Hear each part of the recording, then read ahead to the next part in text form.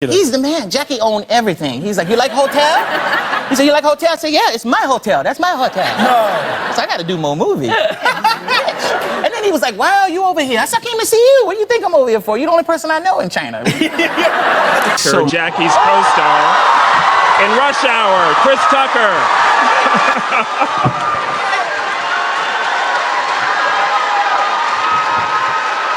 So much fun, man, working with Jackie Chan, man. This guy, he's amazing, man. I definitely prepared myself. Come on, you know, I was ready.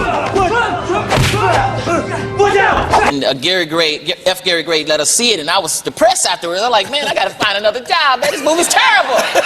You understand the words that are coming out of my mouth? Jackie is real. Take a picture. It's okay. Wait a minute.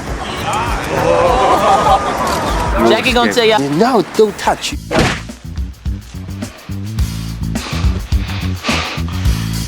Which one of y'all kicked me?